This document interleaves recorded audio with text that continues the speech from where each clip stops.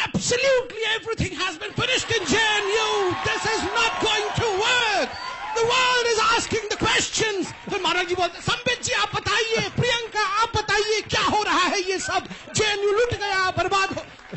हम भी पागल हो जाते हैं, ये क्या हो रहा है? जब मैं छोटा था दूरदर्शन देखता था, क्योंकि दूरदर्शन ही आता था। मीडिया कैसा होना चाहिए मैं बताता हूं, जो मुझे लगता है।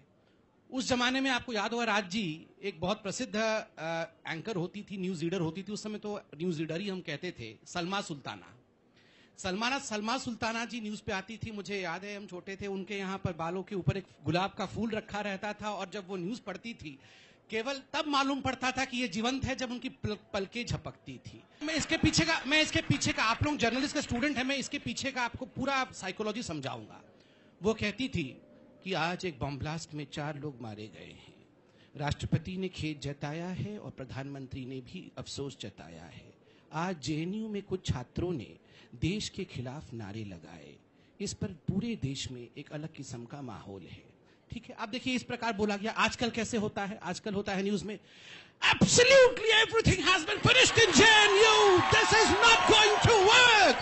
The world is asking the questions. फिर मानव जी बोलते, संबित जी आप बताइए, प्रियंका आप बताइए, क्या हो रहा है ये सब? JNU लुट गया, बर्बाद हो। हम भी पागल हो जाते हैं, ये क्या हो रहा है? देखिए न्यूज को कैसा होना चाहिए, आप देखिए।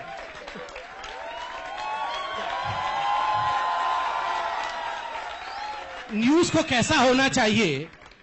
न्यूज को तटस्थ होना चाहिए। बम फट गया, बिल्कुल एक मोनोटोनस वॉइस में न्यूज को बोल देना चाहिए कि बम फट गया है, लोगों हताहत हो गए हैं, पाकिस्तान का हाथ इसमें लग रहा है, इसमें हम जांच कर रहे हैं। मगर जब न्यूज जज बन जाता है उसी, देखिए voice is the one which tells everything. पढ़ने के तरीके से ही मालूम पड़ जाता है कि वो कहां जा रहा है, ये कहां जा रहा है, क्या आप चाहते हैं। तब it's not news, it becomes views. कहीं ना कहीं अब न्यूज जो है व्यूज में परिवर्तित होती जा रही है, और मैं ये नहीं कहूंगा ये मीडिया की गलती है, 2 चीजों के कारण से है। We have changed as a society.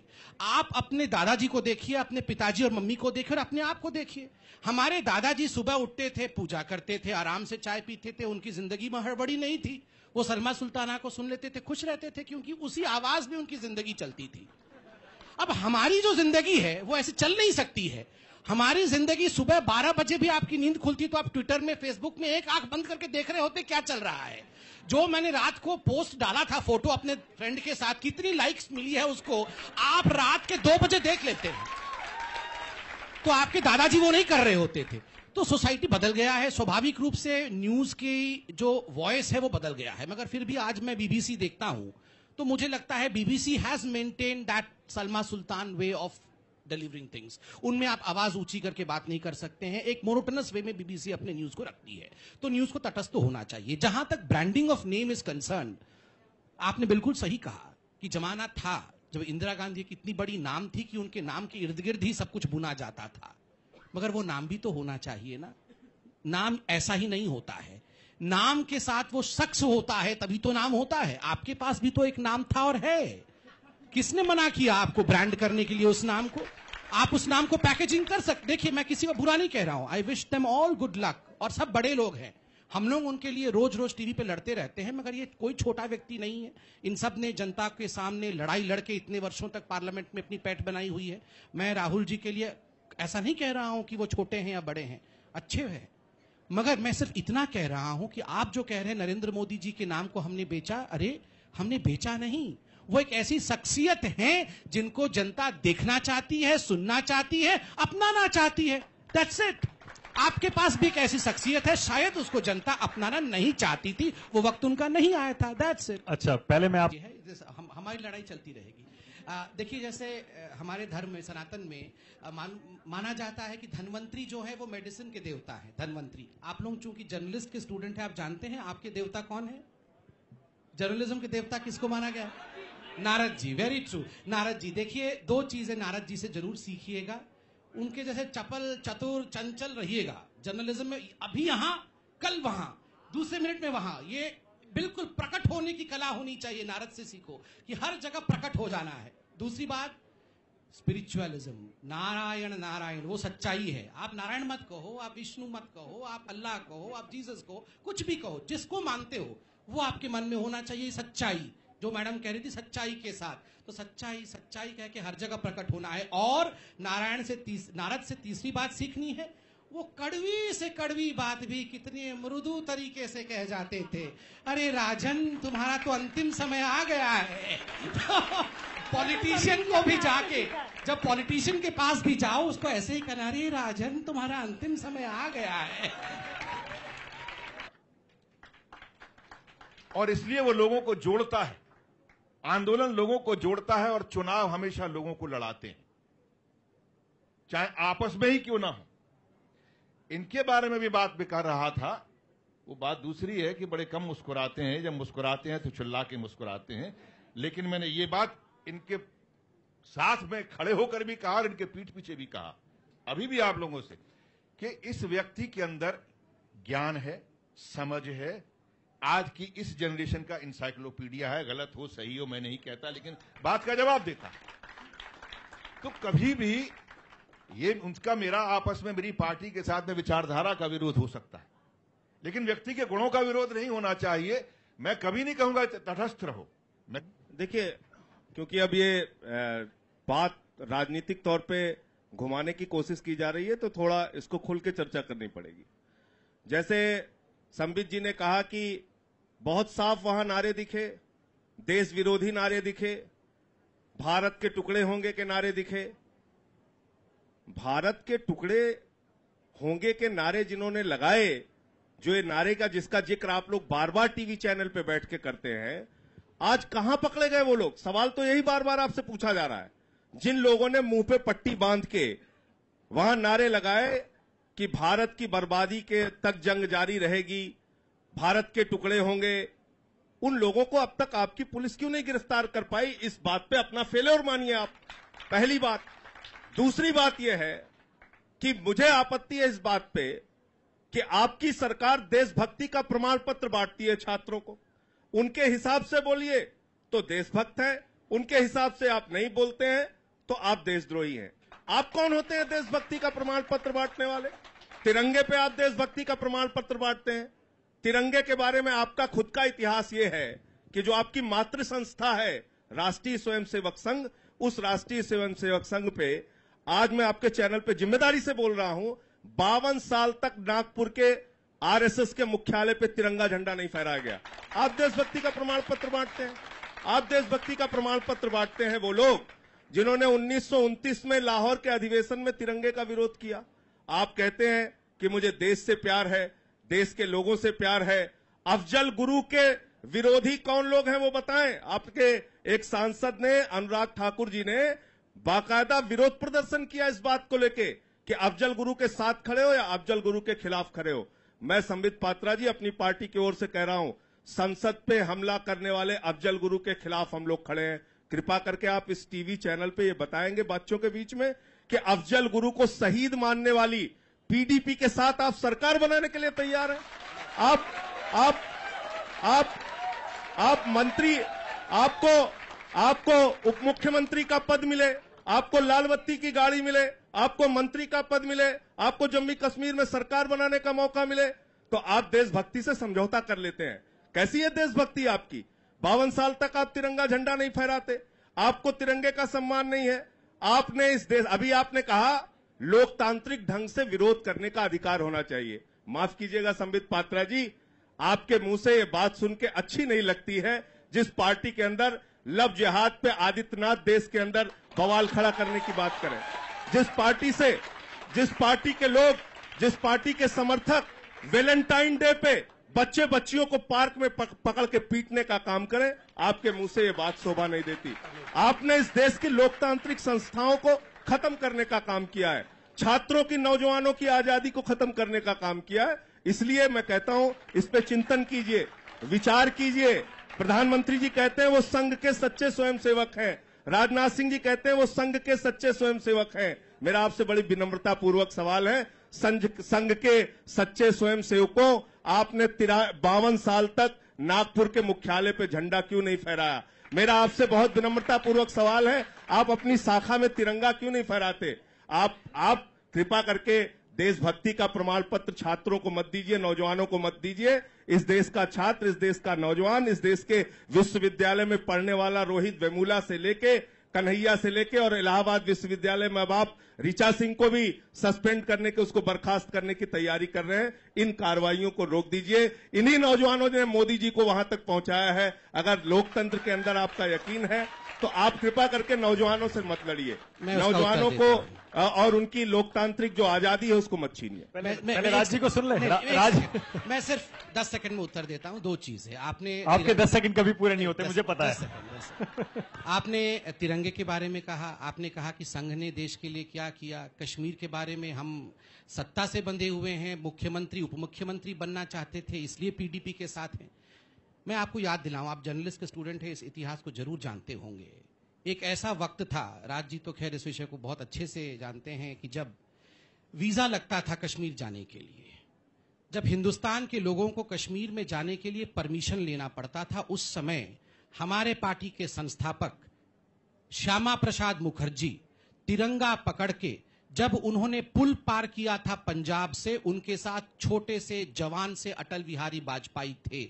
उन्होंने क्या कहा था? पुल के बीच में जाके वाजपेयी जी को, जवान वाजपेयी जी को कहा, बस अटल यहीं से तू वापस चला जा, क्योंकि मैं वापस नहीं आऊंगा, मेरी बॉडी यहां से आएगी, मैं वापस नहीं आऊंगा, तुम्हें मेरी सच्चाई को पूरे देश में पहुंचाना है। और आज मेरे भाइयों, वो श्यामा प्रसाद मुखर्जी एक काल कोठरी में बंद किया गया, वो मरा वहां पे, तड़प तड़प के मरा, तब जाके ये वीजा हटा, आज हम कश्मीर में घुस पा रहे हैं।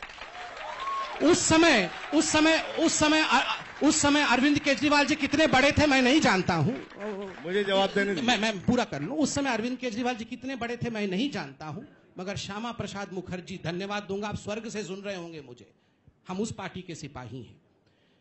हमने क्यों नहीं झंडा फहराया? नवीन जिंदल जी ने केस किया, उसके बाद यह तय हुआ कि आप बिल्डिंग्स पे झंडा फहरा सकते हैं, उससे पहले कोई भी बिल्डिंग पे झंडा नहीं फहरा सकता। मीडिया के सामने बैठे हैं आप। मैं कंप्लीट कर लूं सर, मैं बीच में नहीं बोल रहा था, मैं मुस्कुरा के सुन रहा था, ये टॉलरेंस होता है।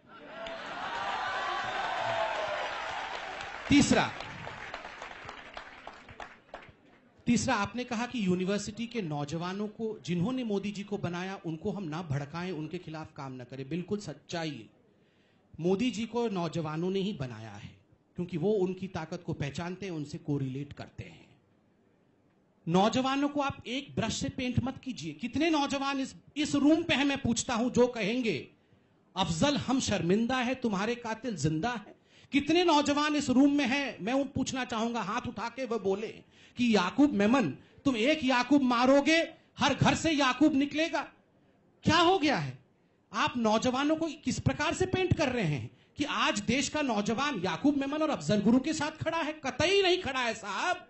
अरविंद केजरीवाल और राहुल गांधी जाके उन कुछ नौजवानों के साथ खड़े हो सकते हैं जो देश के आतंक फैलाने का काम करने वालों के साथ खड़े होकर नारेबाजी करते हैं। मोदी जी उनके साथ नहीं खड़े होने वाले हैं। और मैं आपको बता दूं, नौजवानों, मैं आपको एक बात बता दूं, हम आज इतनी बड़ी पार्टी बन के आए हैं, हम हार जाएंगे, जीरो हो जाएंगे, मगर कश्मीर पे कॉम्प्रोमाइज नहीं होने देंगे। ये याद रखना, हम यहां पे सत्ता चलाने नहीं आए हैं। श्यामा प्रसाद आप ही के पार्टी के प्रशांत भूषण जब थे, अरविंद केजरीवाल जी के सामने खड़े होकर उन्होंने प्लेबिसाइट की बात की थी कि कश्मीर में वोटिंग होनी चाहिए, कि कश्मीर हिंदुस्तान का हिस्सा रहेगा, कि हिंदुस्तान से जुदा होगा। हिम्मत कैसी होती है ये कहने की? हिम्मत कैसी होती है? जिस देश में खाते हैं उस देश की थाली में छेद करते हैं। हमें सत्ता नहीं चाहिए, सत्ता आज ले लीजिए, सत्ता जाए सो जाए, मगर कश्मीर, मैं आपको प्रतिज्ञा करता हूं, बहुत छोटे पायदान पे खड़ा हूं, राजनीति के सर कटा दूंगा, मगर कश्मीर इस देश से अलग नहीं होगा। संजय जी, राज जी को सुन ले। ये जिम्मेदारी आपकी है कि शब्दों से अलग ना हो, और मैं इनके ऊपर कुछ नहीं कहूंगा।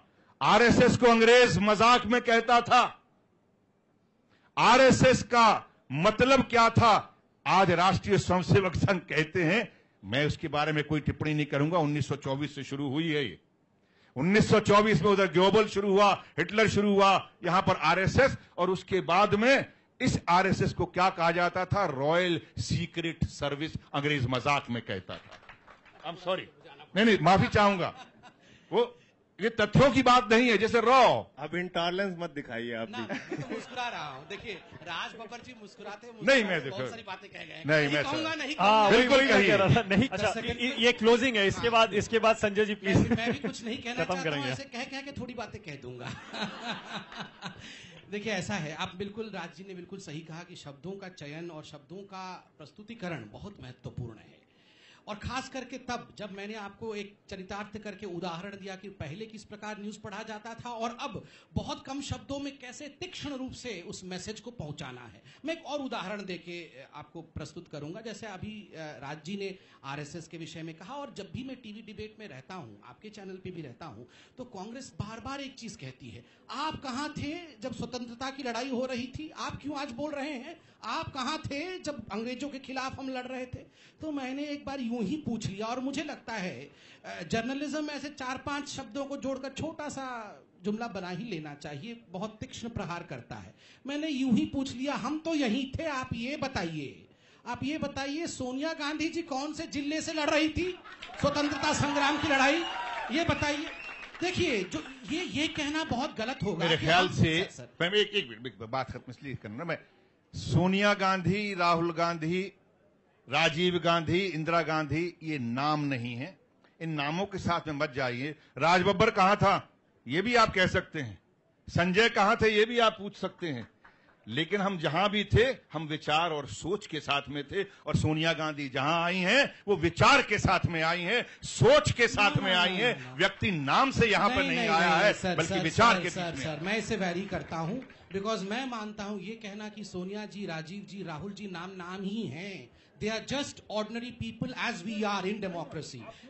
They are not beyond names. They are not philosophy in themselves. नहीं, वो विचार नहीं है, वो मनुष्य हैं जो विचार धारण करते हैं। इसलिए उनको मनुष्य की कैटेगरी से बाहर निकाल देना ये बिल्कुल उचित मैं नहीं मानता हूं। दूसरी बात है, मैंने क्यों कहा, देखिए, मेरे परदादा वो बीजेपी तो 1980 में आई, मेरे और आरएसएस तो 1925 में आई।